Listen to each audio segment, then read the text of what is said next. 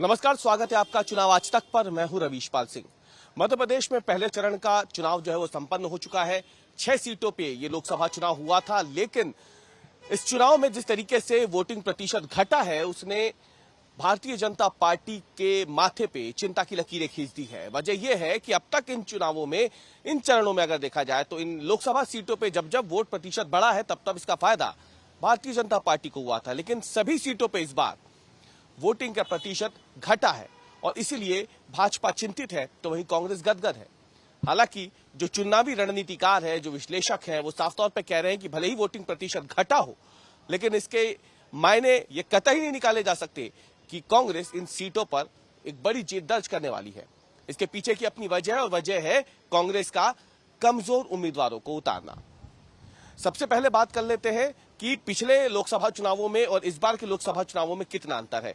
तो आपको बता दें कि पिछले लोकसभा चुनावों की जब हम बात करें तो जो आंकड़ा हमारे पास आया है, 2019 के लोकसभा चुनावों में करीब 75% वोटिंग हुई थी इन सीटों पे पहले चरण में। इस बार ये 67% रही है, यानी करीब करीब अगर देखा जाए तो 8% के लगभग वोट जो है इन सीटों पे वो पिछले बार के मुकाबले कम पड़ा है।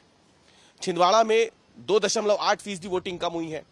यहां पे सस्पेंस बरकरार, यानी अगर ये बहुत ज्यादा अंतर होता तो यहां पे स्थिति मानी जा सकती थी कि कांग्रेस को इसका सीधा सीधा फायदा मिल रहा है, लेकिन यहां पे वोटिंग भले ही पिछले चुनाव के मुकाबले कम हुई हो, लेकिन अगर देखा जाए तो इस बार के लोकसभा चुनावों का जो पहला चरण है उन 6 सीटों में सबसे ज्यादा वोटिंग छिंदवाड़ा में हुई है, लेकिन वो पिछली बार के मुकाबले करीब 2.8% कम है। इसलिए यहां पे पेच फंसा हुआ दिख रहा है। रणनीतिकार जो है, चुनावी सियासी समीकरण जो समझते हैं छिंदवाड़ा के, उनकी माने तो इस बार बहुत ज्यादा अच्छी स्थिति कांग्रेस की भी नहीं दिख रही थी। बीजेपी ने पूरी ताकत झोंक दी थी, तो क्या पता स्थिति यहां पे फंसी हुई सी दिख रही है। साफ तौर पे आज की तारीख में नहीं कहा जा सकता कि छिंदवाड़ा में अगर ये वोटिंग पैटर्न बदला है, कम हुई है वोटिंग, तो इसका फायदा किसे मिल रहा है। हालांकि जब जब वोटिंग कम हुई है छिंदवाड़ा में तब तब इसका फायदा कांग्रेस को मिलता रहा है। इस बार भी वोटिंग कम हुई है, लेकिन वो बहुत कम अंतर से वोटिंग कम हुई है, इसलिए यहां पेच फंसा हुआ दिख रहा है। मंडला और बालाघाट में अगर देखा जाए तो यहां पे वोटिंग पिछली बार के मुकाबले करीब 5% कम हुई है। पिछली बार यहां 77% वोट पड़े थे दोनों ही सीटों पे, लेकिन इस बार वो करीब 72% के आसपास है। तो मंडला और बालाघाट जैसे प्रमुख आदिवासी अंचल में वोटिंग पिछली बार के मुकाबले 5% भले ही कम हुई हो, लेकिन यहां पे मानना यह है कि मंडला में क्योंकि फग्गन सिंह कुलस्ते थे जो 6 बार के सांसद रह चुके हैं, एक बार फिर से उन्हें चुनावी मैदान में उतार दिया था, शायद इसलिए वोटरों में बहुत ज्यादा उत्साह नहीं था, इसलिए यहां पे वोटिंग कम हुई हो। लेकिन इसका मतलब ये कतई नहीं है कि फग्गन सिंह कुलस्ते चुनाव हार रहे हैं, क्योंकि फग्गन सिंह कुलस्ते एक बड़ा आदिवासी चेहरा है, वो एक बड़ा नाम भी है और लगातार उस इलाके से वो सांसद भी रहे हैं। ऐसे में वोटरों में भले ही उन्हें लेकर के उत्साह बहुत ज्यादा ना हो, लेकिन वो चुनाव हार जाएंगे कम वोटिंग होने के बाद, ऐसा भी नहीं कहा जा सकता। दूसरी तरफ बालाघाट की बात करते हैं तो बालाघाट में चुनावी विश्लेषक साफ तौर पे कह रहे हैं कि यहाँ पे वोट बटक गया है।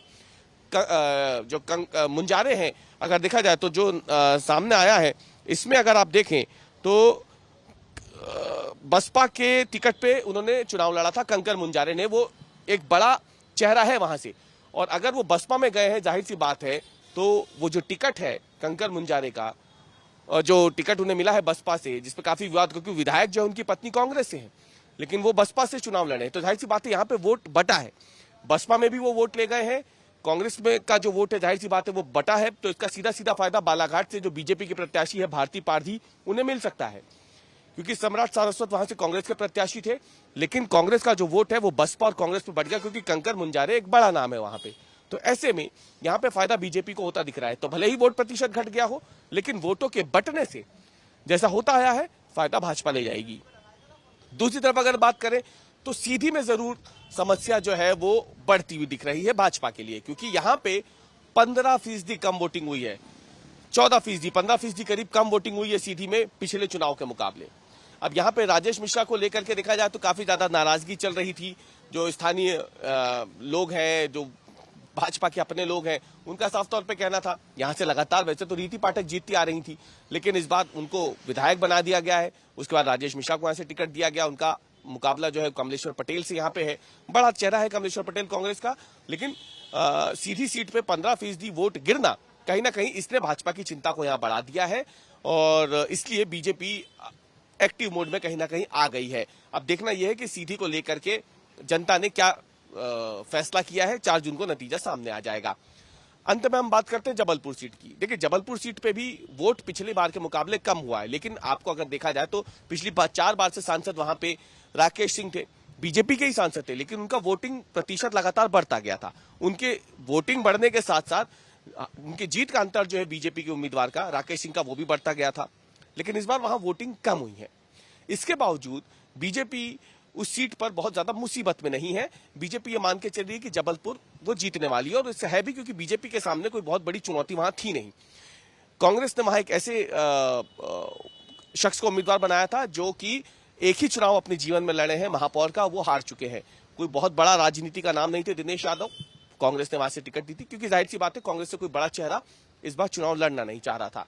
दूसरी तरफ आशीष दुबे भले ही पहली बार चुनाव लड़े हों, लेकिन संगठन में उनकी काफी पुरानी पैठ थी, संगठन उनके साथ खड़ा था।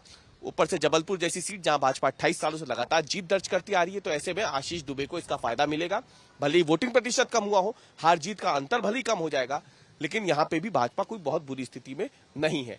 ऐसे में भाजपा के सामने चुनौती सीधी छिंदवाड़ा मंडला सीटों पे जरूर दिख रही है, लेकिन ये जो घटा हुआ वोट प्रतिशत है, इसने ओवरऑल भाजपा के खेमे में खलबली जरूर मचा दी है, क्योंकि भारतीय जनता पार्टी ये मान के चल रही थी कि पहले चरण में वो कम से कम 80% तक वोट लेकर के जाए, ताकि इसका फायदा, बढ़े हुए वोटों का फायदा भारतीय जनता पार्टी को मिले। लेकिन पहले चरण में ऐसा होता हुआ दिख नहीं रहा है मध्य प्रदेश की इन 6 लोकसभा सीटों पर।